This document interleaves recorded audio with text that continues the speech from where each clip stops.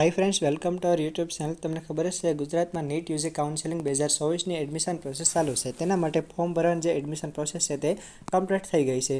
હવે છે તમારું મેરિટ લિસ્ટ છે તે પર જાહેર કરી દેવામાં આવ્યું છે। તમે વેબસાઇટ પર આવશો તમે જોઈ શકો છો 18 ઓગસ્ટ 2024 ના રોજ તમારું મેરિટ લિસ્ટ છે તે જાહેર કરી દેવામાં આવ્યું છે। તેમાં પીડબ્લ્યુડી કેન્ડિડેટ હોય તેમનું મેરિટ લિસ્ટ હજી જાહેર કરવામાં આવ્યું નથી। તેમના માટે 20 અને 22 તારીખે ચકાસણી છે। ત્યારબાદ તેમનું મેરિટ લિસ્ટ આવશે। પરંતુ તમે સ્ક્રીન પર જોઈ શકો છો તે મુજબ કે general, SC, ST, SCBC, EWS, NSL, SMC તેમજ ઓલ ઇન્ડિયા કોટા 15% સીટ જે સેલ્ફ ફાઇનાન્સ કોલેજમાં આયુર્વેદિક અને હોમિયોપેથી માટે છે તેમને અને તેમજ નોટ એલિજિબલ કેન્ડિડેટ છે તેમનું લિસ્ટ છે તે વેબસાઇટ પર મૂકવામાં આવ્યું છે। અહીં છે સૌપ્રથમ જનરલ કેટેગરી, બરાબર। જનરલ મેરિટ નંબર તો બધા જ વિદ્યાર્થીઓનો સમાવેશ જનરલ મેરિટ લિસ્ટમાં હશે। ત્યારબાદ છે તમારું કેટેગરી વાઇઝ પર મેરિટ લિસ્ટ હશે। તમે જે પણ કેટેગરીમાં આવતા હોય એસસી, એસટી, એસસીબીસી, ઓબીસી કે ઈડબ્લ્યુએસ તમારું મેરિટ છે તમારી કેટેગરી લિસ્ટમાં પણ હશે। તેમજ સુરત અને અમદાવાદના જે લોકલ કોટાના ઉમેદવાર છે તેમના માટે પણ અહીં જુઓ કે લિસ્ટ છે તે આપેલ છે। તેમજ 15% સીટ જે આયુર્વેદિક અને હોમિયોપેથીની સેલ્ફ ફાઇનાન્સ કોલેજમાં ઓલ ઇન્ડિયા કોટા માટે છે તેમનું લિસ્ટ આપવામાં આવ્યું છે। જે વિદ્યાર્થીઓએ ફોર્મ ભરતા સમયે ટિક માર્ક કર્યો છે, પસંદ કર્યો છે સેલ્ફ ફાઇનાન્સ કોલેજ 15% સીટ તેના માટે અપ્લાય કર્યો છે તેનું નામ હશે। તેમજ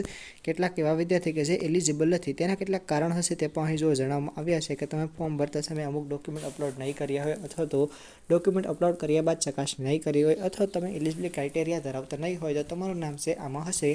તો આ પીડીએફ પર એકવાર છે તમે જરૂરથી જોઈ લેજો। અધરવાઇઝ તમે અહીંથી છે બે પીડીએફ ઓપન કરજો, સૌપ્રથમ જનરલ અને ત્યારબાદ તમારે જે તે કાસ્ટ કેટેગરીની પીડીએફ હોય તે ઓપન કરી તમે તમારું નામ જાણી શકો છો, તમારો નંબર છે તે જોઈ શકો છો, તમારો મેરિટ નંબર કેટલામો છે।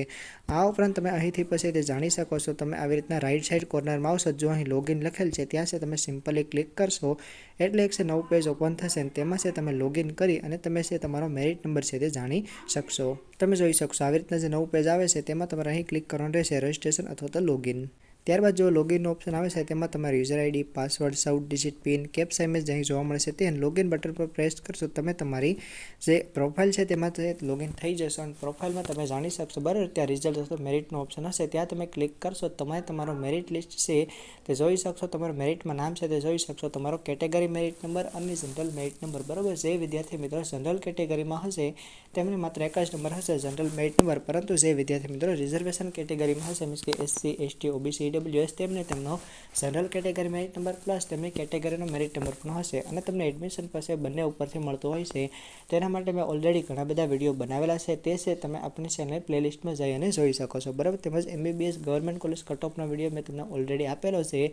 હવે JMRS medical college, private college, તમે આયુર્વેદ, બીજી હોમિયોપેથી કોલેજ, સેકન્ડ ડેન્ટલ છે તે બધા જના વિડીયો તમને ઓગસ્ટ અને સપ્ટેમ્બર આ 2 મહિનાની અંદર તમને બધી જ કટ ઓફના વિડીયો છે તમને મળી જશે। ઓકે, જો કોઈ ક્વેરી હોય તો કમેન્ટમાં પૂછજો, હું ટ્રાય કરીશ કે તમને આન્સર આપી શકું। Okay, all the best.